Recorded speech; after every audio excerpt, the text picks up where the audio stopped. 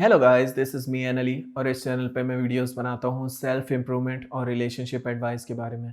आज की मेरी वीडियो का टॉपिक है why no contact works on everyone. No contact सब पे वर्क क्यों करता है, ये इतना पावरफुल क्यों है। इस टॉपिक पे बात करने से पहले मैं कहूँगा प्लीज़ सब्सक्राइब कर दो मेरे चैनल को ताकि आने वाली ये वीडियो आपकी हेल्प कर सके। अगर आपके क्वेश्चंस हों आप पूछ सकते हैं, इंस्टाग्राम पे लिंक जो है वो डिस्क्रिप्शन में है।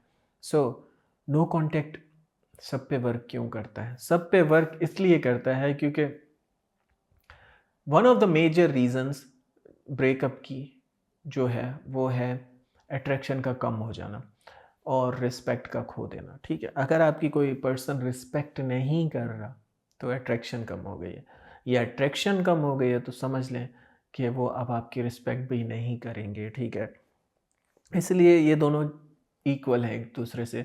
अब अट्रैक्ट कैसे करवाएं, ये सवाल बनता है। अट्रैक्ट आप तब करवाते हैं जब आप वैसे ही रहते हैं रिलेशनशिप में जैसे रिलेशनशिप के शुरू में थे। वो आपसे अट्रैक्ट क्यों हुए थे? क्योंकि वो आपको कुछ समझ रहे थे, ठीक है, जो कि अब वो आपको नहीं समझ रहे। जैसा उन्होंने रिलेशनशिप के शुरू में आपको समझा था वैसे अब आप नहीं है, इसलिए उन्होंने छोड़ने के लिए सोचा है आपको। ठीक है, इसलिए वो किसी और की तरफ अट्रैक्ट भी हो जाते हैं क्योंकि अब वो पर्सन उनको वैसा लग रहा है जैसा वो चाहते हैं। प्रॉब्लम क्या है? प्रॉब्लम ये है कि मोस्ट ऑफ द टाइम हम झूठ बोलते हैं। रिलेशनशिप के शुरू में हम बहुत बड़े-बड़े वादे करते हैं, झूठ बोलते हैं और इस तरह से खुद को शो करते हैं कि आप बेस्ट ऑफ द बेस्ट हैं। लेकिन जैसे रिलेशनशिप आगे बढ़ता है, आप you can not keep up with them, आप उन स्टैंडर्ड्स के साथ रह नहीं सकते। तो इसलिए वो आपको छोड़ने का सोच लेते हैं। सो बेस्ट ये है कि शुरू से ही हमेशा अपनी रियलिटी बताया करें।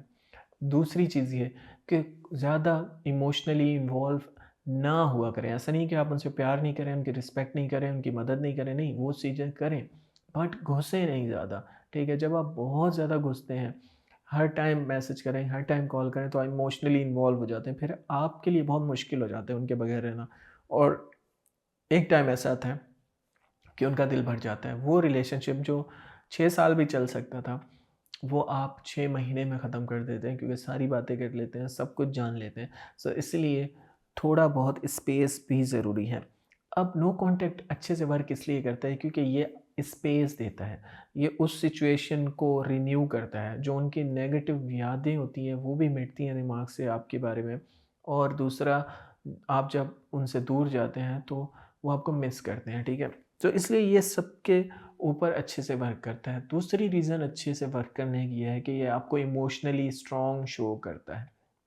अभी मे बी शायद आपका अगर ब्रेकअप हुआ है, तो मे बी आपने बेगिंग एंड प्लीडिंग की होगी। मे बी आप रोए होंगे, गिड़गिड़ाए होंगे, आप गिरे होंगे उनके पाँव पे और आपने बोला होगा कि प्लीज़ मुझसे बात कर लें। लेकिन वो फिर भी नहीं सुन रहे क्योंकि उनका दिल भर चुका है आपसे।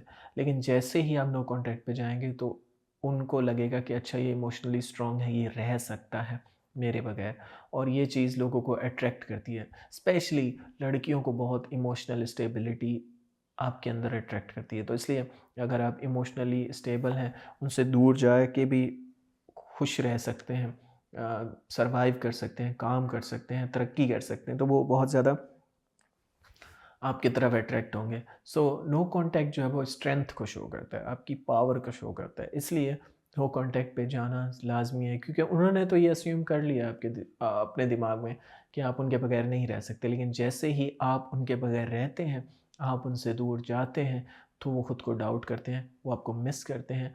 और वो आपको मिस इसलिए भी करते हैं क्योंकि कभी-कभी उनका अपना फ़ैसला जो है वो उतना श्योर नहीं होते वो अपने फ़ैसले के बारे में जितना आपको लग रहा होता है। मेबी उसने आपको बोला कि उसने ब्रेकअप करना है, लेकिन वो अंदर से वो भी कभी-कभी कन्फ्यूज़्ड होते हैं। तो जैसे ही वो अकेले रहते हैं कुछ दिन तो उनको रियलाइज़ हो जाता है कि उन्होंने बड़ी मिस्टेक कर दी और वो आपको मिस करते हैं। तो इसलिए ये बहुत अच्छे से वर्क करता है। नो कॉन्टैक्ट पे रहें, नो कॉन्टैक्ट पे रहने का सिंपल तरीका ये है कि आप उनसे कॉन्टैक्ट नहीं करेंगे जब तक वो आपसे ना करें, क्योंकि उन्होंने तो आपको जवाब दे दिया। तो किसी के अंदर घुसना वैसे भी अच्छी बात नहीं। सो नो कॉन्टैक्ट पे रहें जब तक वो आपसे कॉन्टैक्ट ना करें। कहीं से ब्लॉक व्लॉक नहीं करें, बस काम रहें, बिज़ी रहें, अच्छे से वर्क करें, अपने आप को बेहतर बनाएँ ताकि अगर वो वापस आएँ तो आप एक अच्छे इंसान उन्हें मिलें। So that's it for today. Thanks for watching guys. You have a good day.